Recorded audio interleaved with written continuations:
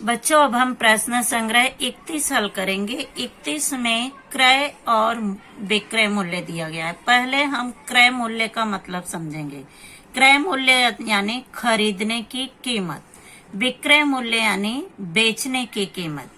जैसे कोई वस्तु हम 1000 रुपए में खरीदते हैं, उसे 1200 रुपए में हम बेच देते हैं, तो खरीदने की कीमत कितनी थी? 1000 रुपए, और बेचने की कीमत कितनी थी? 1200 रुपए। तो इस व्यवहार में हमें लाभ हुआ या हानि? लाभ यानी हमें फायदा हुआ या नुकसान? यानी कोई भी व्यवसाय हम करते हैं फायदे के लालच से करते हैं, यानी फायदे के लिए करते हैं।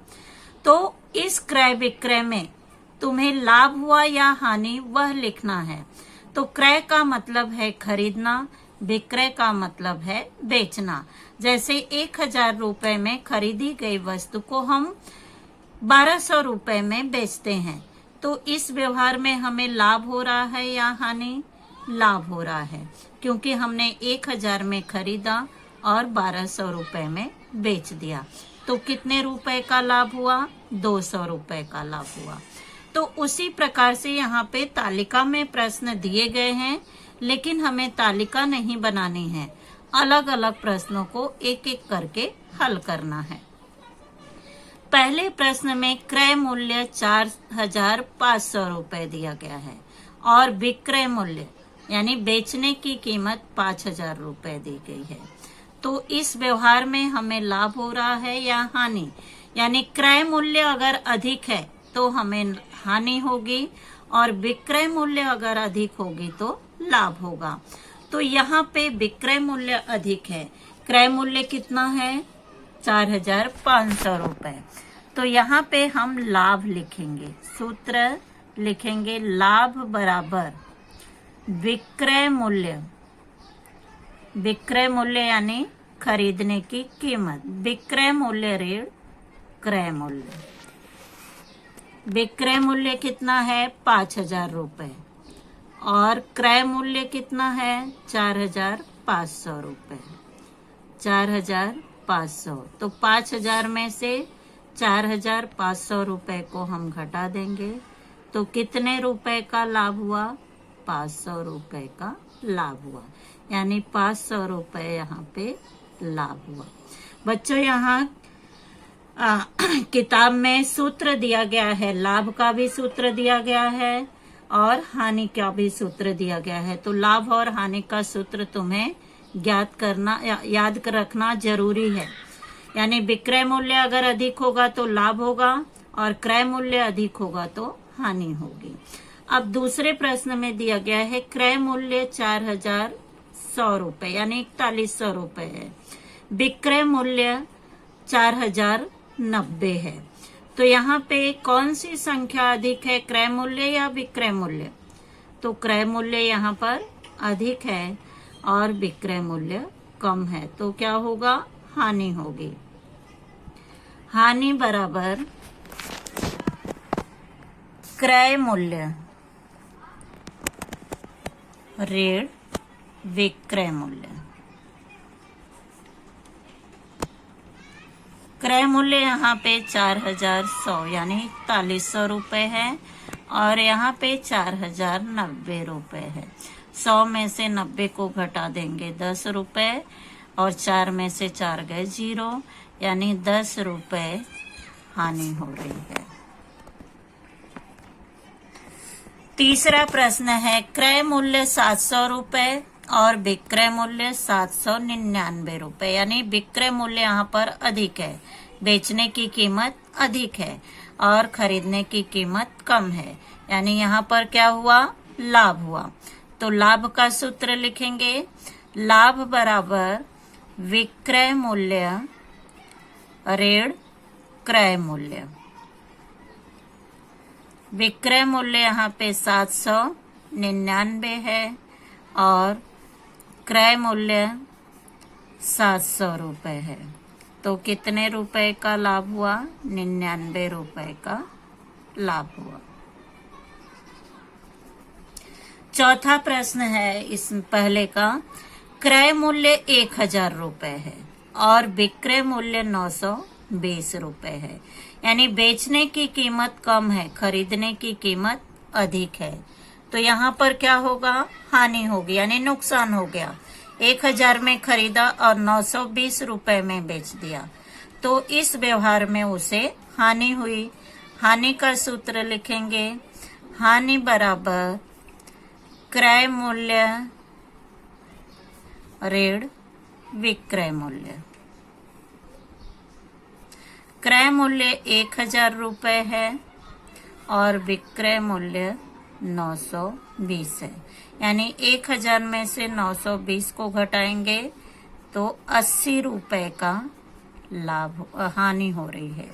यानी ₹80 हानि हुई, क्योंकि क्रय मूल्य अधिक है, बेचने की कीमत कम है। अब दूसरा प्रश्न दिया गया है यहाँ पे, कोई दुकानदार एक साइकिल ₹3000 में खरीद कर उसे ₹3400 में बेच दे तो उसे कितना लाभ प्राप्त हुआ। बच्चों यहाँ पे तुम कॉपी में प्रश्न उतारोगे फिर हल करोगे। यहाँ पे मैं प्रश्न नहीं लिख रही हूँ, केवल हल कर रही हूँ। तो क्रय मूल्य यहाँ पे दुकानदार ने ₹3000 की साइकिल खरीदी और उसे ₹3400 में बेच दी, तो इस व्यवहार में दुकानदार को लाभ हुआ या हानि? लाभ हुआ, क्योंकि विक्रय मूल्य ₹3400 है और क्रय मूल्य यहाँ पे ₹3000 है। तो यहाँ पर लाभ होगा, लाभ बराबर विक्रय मूल्य ऋण क्रय मूल्य। विक्रय मूल्य ₹3400 है और क्रय मूल्य ₹3000। तो 3400 में से 3000 को घटाएंगे, ₹400 का लाभ हुआ दुकानदार को। यानी इस व्यवहार में दुकानदार को ₹400 का लाभ हुआ। बच्चों प्रश्न संग्रह 31 का तीसरा प्रश्न है, सुनंदा दीदी ने ₹475 में दूध खरीदा, यानी क्रय मूल्य कितना है, ₹475। उस दूध से दही बनाकर पूरा दही ₹700 में बेच दिया, यानी विक्रय मूल्य यहाँ पे ₹700 है, तो उसे कितना लाभ हुआ।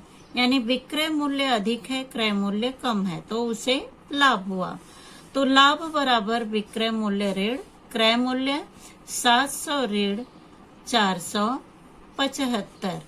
यहाँ पर घटाएंगे तो 700 में से 475 को घटाएंगे, ₹225 का उसे लाभ हुआ। अब चौथा प्रश्न है, दीपावली में जीजा माता महिला बचत गुट ने नमकीन बनाने के लिए ₹15,000 का कच्चा माल खरीदा। कच्चा माल यानी नमकीन में बहुत सारी वस्तुओं का उपयोग किया जाता है, तो वह बहुत सारी चीजें उसने ₹15,000 में खरीदा। तो यहाँ पे क्रय मूल्य कितना हुआ, क्रय मूल्य ₹15,000। पूरा नमकीन यानी कच्चे माल का, यानी जो भी सामान उसने खरीदा था ₹15,000 का, उसे मिलाकर उसने नमकीन तैयार किया और वह नमकीन उसने ₹22,050 में बेच दिया। तो बचत गुट को कितना लाभ हुआ। विक्रय मूल्य कितना है, ₹22,050। विक्रय मूल्य यानी बेचने की कीमत, विक्रय मूल्य है ₹22,050। तो विक्रय मूल्य अधिक है, क्रय मूल्य कम है, यानी यहाँ पे लाभ हुआ। तो लाभ बराबर विक्रय मूल्य ऋण क्रय मूल्य। विक्रय मूल्य है ₹22,050 और क्रय मूल्य है ₹15,000। अब यहाँ पे घटाएंगे तो आएगा ₹7,050। यानी बचत गुट को कितने रुपए का लाभ हुआ? 7,050 रुपए का लाभ हुआ। 5वां प्रश्न है, प्रमोद ने थोक सब्जी मंडी से हरी मेथी की 100 गड्डियां 400 रुपए में खरीदी। यानी 100 गड्डी मेथी का क्रय मूल्य बराबर 400 रुपए। 400 रुपए वर्षा होने के कारण यानी उसमें पानी लग जाने के कारण 30 गड्डियां सड़ गई। यानी 100 में से 30 को हम घटा देंगे तो कितनी गड्डियां बची? 70 गड्डियां बची। 70 गड्डियां मेथी की बची। बची हुई गड्डियों को का 5 रुपए प्रति गड्डी की दर से बेचने पर, यानी 70 गड्डियां बची, एक गड्डी को उसने 5 रुपए, एक गड्डी मेथी की कीमत कितनी है? एक गड्डी मेथी का विक्रय मूल्य एक गड्डी उसने 5 रुपए में बेचा। 5 रुपए में बेचा तो कितनी गड्डियां बची थी यहाँ पे? 70, क्योंकि 30 सड़ गई थी। तो इसलिए 70 गड्डी का क्रय मूल्य, 70 गड्डी का विक्रय मूल्य, क्रय मूल्य नहीं विक्रय मूल्य बराबर 70 गुणे 5। 5 0 0 5 7 35, यानी 350 रुपए में उसने 70 गड्डियां बेची। यानी विक्रय मूल्य यहाँ पे कितना आया? विक्रय मूल्य बराबर 350 रुपए। और 100 गड्डी मेथी का क्रय मूल्य कितना है? 400 रुपए। यानी 400 रुपए में उसने खरीदा और 350 रुपए में उसने बेचा, क्योंकि 30 गड्डियां सड़ गई थी, 70 ही बची थी। तो इस व्यवहार में उसे हानि हुई, क्योंकि 400 रुपए में खरीदा उसने और 350 रुपए में बेचा। तो इस व्यवहार में उसे हानि हुई। तो हानि बराबर क्रय मूल्य, यानी क्रय मूल्य यहाँ पर अधिक है। क्रय मूल्य ऋण विक्रय मूल्य। क्रय मूल्य 400 रुपए और विक्रय मूल्य है 350 रुपए। यानी 400 में से 350 को हम घटाएंगे तो 50 रुपए की उसे हानि हुई। अब 6ठा प्रश्न है, शरद ने 2000 रुपयों में 1 क्विंटल प्याज खरीदा। 1 क्विंटल बराबर कितने किलोग्राम होते हैं? 1 क्विंटल बराबर 100 किलोग्राम। बाद में उसने पूरी प्याज 18 रुपए प्रति किलोग्राम की दर से बेच दी। तो 1 किलोग्राम उसने 18 रुपए, यानी 100 किलोग्राम का विक्रय मूल्य यहाँ पर होगा 100 गुणे 18, यानी 1800 रुपए। 1800 रुपए यह विक्रय मूल्य है। 1 क्विंटल बराबर 100 किलोग्राम उसने कितने रुपए में खरीदा था? क्रय मूल्य बराबर 2000 रुपए।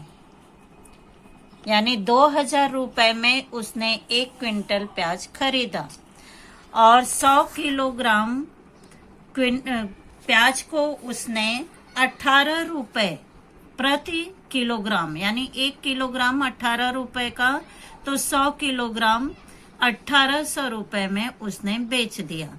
तो विक्रय मूल्य यहाँ पर 1800 रुपए है और क्रय मूल्य 2000 रुपए है। तो इस व्यवहार में उसे क्या हो रहा है, हानि हो रही है।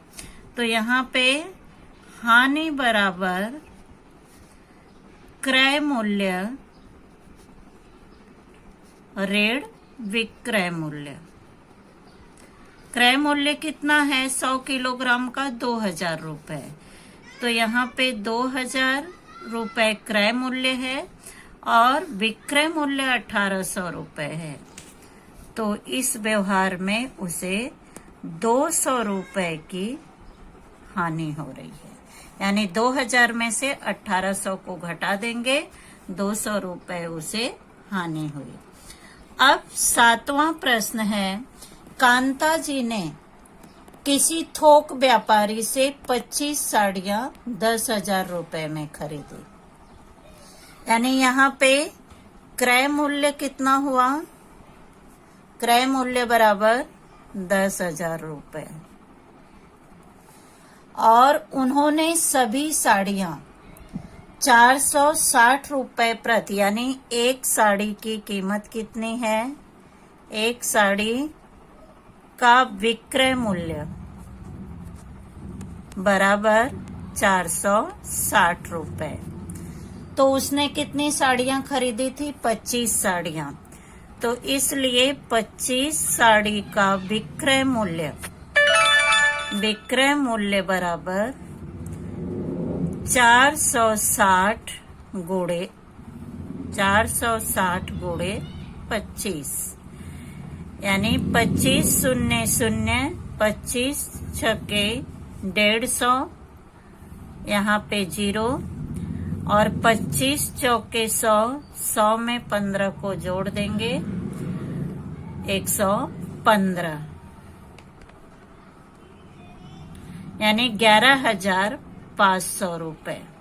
यानी 25 साड़ियों का विक्रय मूल्य कितना हुआ, 11,500 रुपए और उसने 25 साड़ी कितने में खरीदी थी, 10,000 रुपए में। तो एक साड़ी की कीमत 460 रुपए है, तो 25 साड़ी का विक्रय मूल्य 11,500 रुपए, यानी क्रय मूल्य 10,000 और विक्रय मूल्य 11,500 रुपए है। तो विक्रय मूल्य यहाँ पर अधिक है और क्रय मूल्य कम है, इसलिए इस व्यवहार में उसे लाभ हुआ। तो लाभ बराबर विक्रय मूल्य ऋण क्रय मूल्य। विक्रय मूल्य है 11,500 रुपए और क्रय मूल्य है 10,000 रुपए। तो 11,500 यानी 1,500 रुपए का उसे लाभ हुआ। यानी 11,500 रुपए में उसने बेचा, 10,000 रुपए में उसने खरीदा था। तो 11,500 में से 10,000 को हम घटाएंगे तो 1,500 रुपए उसे लाभ हुआ इस व्यवहार में।